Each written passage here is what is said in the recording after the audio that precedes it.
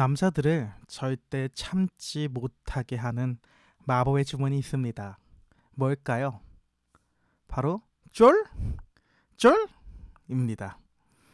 이 말을 들으면 아무리 피곤하고 귀찮아도 승부에 응하게 됩니다. 야, 나랑 게임 한 판 하자. 왜 못해? 쫄? 하면 바로 하게 되죠. 오늘 우리가 읽을 성경에도 쫄이라는 단어가 잘 어울리는 두 부류의 사람이 나옵니다. 첫 번째는 이스라엘의 새로운 리더 여호수아입니다. 위대한 지도자였던 모세가 죽고 덜컥 리더가 된 여호수아는 요단강과 거인들 앞에서 쫄아 있었습니다. 그리고 하나님이 여호수아 쫄이라고 말합니다. 정확히는 하나님이 여호수아에게 강하고 담대하라, 두려워하지 말라고 말씀해 줍니다. 그리고 이 말에 여호수아는 일어나서 움직이게 됩니다. 두 번째는 여리고성 사람들이 쫄아 있었습니다. 그들은 철옹성 같은 성벽 뒤에서 센 척을 하지만 사실 그들은 이스라엘의 소문을 듣고 이미 쫄하고 있었습니다. 오늘은 이러한 쫄에 대한 이야기를 살펴봅시다. 이스라엘의 새로운 시작, 신명기 34장부터 여호수아 2장까지의 이야기 속으로 함께 들어가 봅시다. 먼저 신명기 34장입니다. 위대한 종 모세의 퇴장입니다. 120살의 모세는 하나님이 약속하신 가나안 땅을 산 위에서만 내려다보기만 한 채 결국 그 땅에 들어가지 못하고 죽음을 맞이합니다. 이렇게 40년간의 광야 시대가 막을 내리고 지혜의 영이 충만한 여호수아가 이스라엘의 새로운 지도자로 우뚝 서게 되는 이야기가 신명기 34장에서 나옵니다. 이제 이어지는 여호수아 1장에서는 가나안 정복 명령이 떨어집니다. 모세가 죽자마자 하나님은 잔뜩 얼어있는 여호수아에게 찾아갑니다. 그리고 하나님이 여호수아에게 여호수아 쫄? 이라고 하시며 엄청난 약속을 주십니다. 너가 어디로 가든지 너의 하나님 여호와가 너와 함께 하느니라 라고 말씀해 주시는 것입니다. 그래서 강하고 담대하라 라고 말합니다.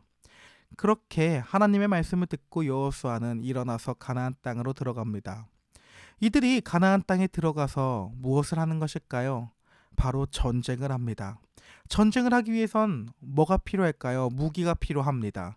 또 이 무기를 효과적으로 잘 쓰기 위해, 결국 전쟁에서 승리하기 위해 근본적으로 필요한 건 전략과 전술입니다. 그러나 하나님은 이 전쟁을 이기기 위한 전략과 전술을 알려주시는 것이 아니라, 무기를 주시는 것이 아니라 승리의 유일한 비결은 바로 하나님의 말씀, 율법책을 주야로 묵상하고 지켜 행하라고 합니다. 그렇게 여호수아 1장이 마무리가 됩니다. 여호수아 2장에서는 드디어 첫 정찰이 시작됩니다. 여호수아는 여리고성에 2명의 정탐꾼을 몰래 보냅니다. 그러나 정탐꾼들의 정체가 탄로나 죽을 위기에 처합니다. 그리고 이때 이 정탐꾼을 숨겨주고 살려주는 사람이 있습니다. 바로 이방인이자 기생이었던 라합이라는 여인이었습니다. 그리고 이 정탐꾼들을 숨겨주며 라합은 놀라운 신앙 고백을 합니다. 여호와께서 이 땅을 너희에게 주신 줄을 내가 아노라. 너희 때문에 우리 마음이 녹았고 정신을 잃었다. 즉, 겉으로는 강해 보였던 여리고성이 속으로는 완전히 쫄아 있다는 사실을 폭로한 것입니다. 여리고성은 진정으로 쫄하고 있었습니다. 그들은 이스라엘 백성에게 패배해서 긁힐까봐 두려운 것입니다. 이에 대해 정탐꾼은 라합에게 붉은 줄을 주면서 약속의 그 날에 이 붉은 줄을 잘 보이는 곳에 매달아 두라고 합니다. 그러면 이 집만은 안전할 수 있도록 하겠다는 약속을 하고 헤어지게 됩니다. 그렇게 복귀한 정탐꾼들은 여호수아에게 가서 하나님이 우리를 도와주니 반드시 이 전쟁이 승리하게 될 것이다 라고 말합니다. 여리고성은 정말로 쫄하고 있었던 것이 보이는 것입니다.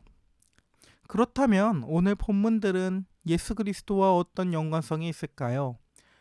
바로 자격 없는 자를 족보에 올리신 예수 그리스도의 은혜입니다. 여리고성의 기생 라합을 한번 생각해 봅시다. 그녀는 율법의 잣대로 보면 칭찬받아 마땅한 의인일까요? 혹은 심판받아 죽어 마땅한 이방인일까요? 그녀는 당장 심판받아 죽어 마땅한 이방인이자 비천한 죄인이었습니다.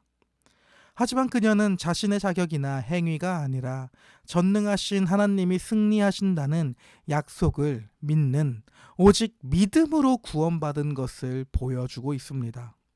그런데 정말 놀라운 것은 여기서 끝이 아닙니다. 그렇게 목숨을 건진 이 이방인 기생 라합은 훗날 이스라엘 사람과 결혼하여 아들을 낳는데 그가 바로 룻기에 나오는 보아스입니다. 그리고 라합은 다윗 왕의 증조 할머니가 되어 신약성경 마태복음 1장에 나오는 예수 그리스도의 족보에 아주 당당하게 이름을 올립니다. 이스라엘이라고 하는 것은 혈통으로 나는 것이 아닙니다. 바로 하나님을 믿는 마음에서부터 이스라엘이 되는 것입니다. 그리고 이와 같이 될 수 있었던 모든 근본적인 이유는 바로 예수 그리스도께서 이 땅에 오셔서 보여주신 십자가 때문입니다.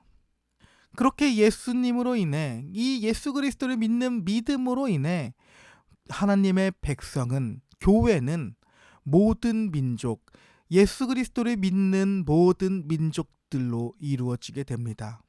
이들은, 우리들의 정체성은, 신자의 정체성은 바로 우리들의 자격이 있는 모습에서, 우리들의 흠이 없는 모습에서 있는 것이 아닙니다. 우리는 철저히 흠이 많고 철저히 죄가 많습니다. 마치 라합처럼 세상에서 버림받고 정죄받아 마땅한 철저한 죄인들인 것입니다. 하지만 그런 죄인들을 오직 은혜로 구원하셔서 하나님의 거룩한 가족으로 예수님이 우리를 삼아 주십니다. 사랑하는 여러분, 세상을 살다 보면 여호수아처럼 거대한 현실에 장벽 앞에서 턱없이 작아지고 나도 모르게 쫄게 되는 순간들이 참 많습니다.